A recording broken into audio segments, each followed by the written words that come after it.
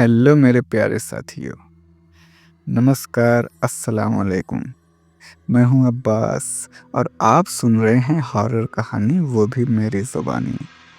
दोस्तों, आज मैं आप लोगों के लिए एक बहुत ही खौफनाक और बेहद डरावनी कहानी को लेकर एक बार फिर से हाजिर हुआ हूं।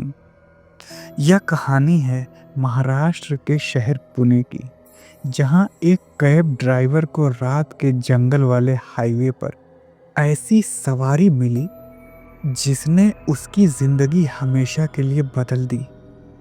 चार दोस्त, एक पुराना एक्सीडेंट और अब 5 सवारियां। क्या रवि उस खतरनाक मोड़ से बच पाएगा या इस बार वो भी उन्हीं का हिस्सा बन जाएगा? पूरी कहानी अंत तक जरूर देखें। अगर आपको डरावनी कहानियाँ पसंद है तो चैनल को सब्सक्राइब करें और बेल आइकन को ज़रूर दबाएं। चलिए अब बिना देरी के कहानी की तरफ चलते हैं। रात के करीब 11 बजे थे। महाराष्ट्र के शहर पुणे में हल्की हल्की ठंडी हवा चल रही थी। सड़कें लगभग खाली हो चुकी थीं।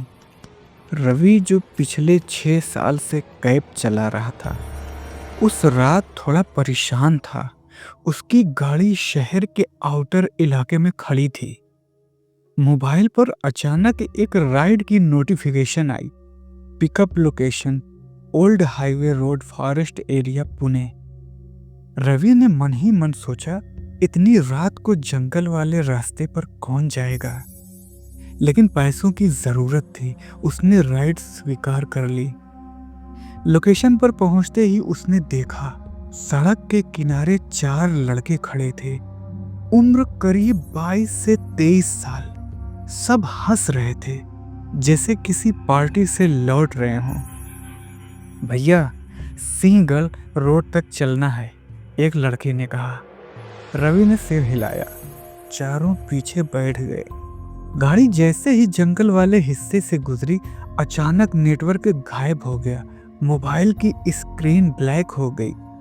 पीछे बैठे लड़के ने अचानक सब लोग चुपचाप हो गए। रवि ने रियर मिरर में देखा, 3 लड़के दिख रहे थे, लेकिन चौथा। सीट पर जगह भरी हुई थी, मगर मिरर में सिर्फ 3 परछाइयां थीं। रवि का दिल तेज धड़कने लगा। उसने हल्के से पूछा, आप लोग 4 थे ना? पीछे से आवाज आई, नहीं भैया, हम तो 3 ही हैं।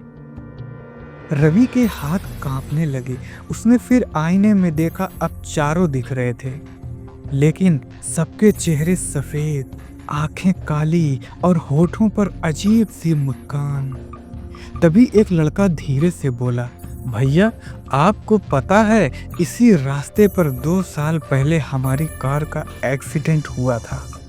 रवि का गला सूख गया। हम 4 दोस्त थे, शराब पीकर गाड़ी चला रहे थे और यही खाई में गिर गई। अचानक गाड़ी के टायर खुद ब खुद मुड़ने लगे। रवि ने ब्रेक दबाया, लेकिन ब्रेक काम नहीं कर रहा था। सामने वही खाई, वही मोड़। पीछे से चारों की आवाज एक साथ गूंजी, आज हमें फिर से घर पहुंचा दो। गाड़ी तेजी से खाई की तरफ बढ़ रही थी। रवि ने पूरी ताकत से हैंड ब्रेक खींचा। गाड़ी घूमी, सड़क के बीचों बीच रुक गई। कुछ सेकंड बाद सन्नाटा। रवि ने पीछे मुड़कर देखा। सीट बिल्कुल खाली थी, चारों दोस्त गायब। लेकिन सीट गीली थी, जैसे किसी ने पानी में भीगे कपड़ों के साथ बैठ गया हो। और गाड़ी के फर्श पर मिट्टी पड़ी थी, जिस पर 4 पैरों के गीले निशान थे, जो धीरे धीरे गायब हो रहे थे। सुबह जब रवि ने पुलिस चौकी में जाकर सब बताया, तो एक बुजुर्ग कांस्टेबल ने कहा, बेटा, 2 साल पहले 4 लड़कों की कार इसी मोड़ पर खाई में गिरी थी। किसी की लाश नहीं मिली, बस गाड़ी टूटी हुई मिली थी। रवि के पैरों तले जमीन खिसक गई। उस दिन के बाद से उसने रात में उस रास्ते पर गाड़ी चलाना छोड़ दिया। लेकिन आज भी जब कभी वो पुणे के उस हाईवे से गुजरता है, तो उसके मोबाइल में कभी कभी एक अनजान राइड रिक्वेस्ट आती है। Pickup location forest area, passenger for destination घर। और जैसे ही वह स्क्रीन को देखता है, पीछे से धीमी आवाज आती है, भैया हमें इस बार सही जगह छोड़ देना।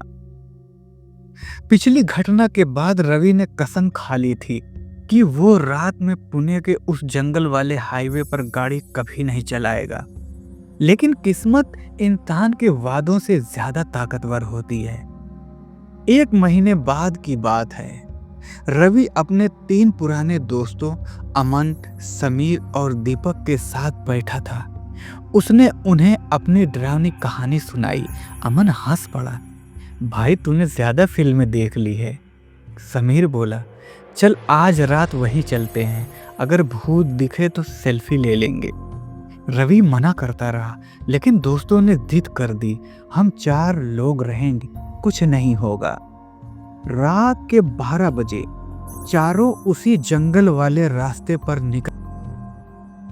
जैसे ही गाड़ी उस पुराने मोड़ के पास पहुंची, मोबाइल नेटवर्क फिर से गायब हो गया। हवा अचानक ठंडी हो गई, पेड़ों की शाखाएं खुद ब खुद हिलने लगी। दीपक ने मजाक में कहा, लो तेरे दोस्त आ गए। तभी मोबाइल की स्क्रीन खुद ब खुद जल उठी। New ride request, pickup current location, passenger for destination खाई। चारों दोस्तों की हंसी अचानक गायब हो गई।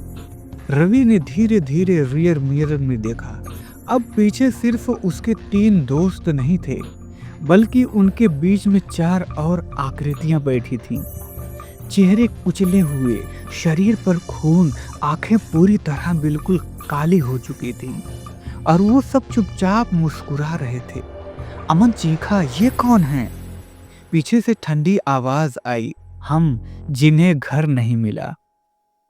अचानक गाड़ी का दरवाजा लॉक हो गया। स्पीड अपने आप 120 पर पहुंच गई। रवि ने ब्रेक दबाया, बेकार हो। सामने वही पुराना मोड़, वही खाई। तभी एक आत्मा ने रवि के कंधे पर हाथ रखा। हाथ बर्फ से भी ज्यादा ठंडा था।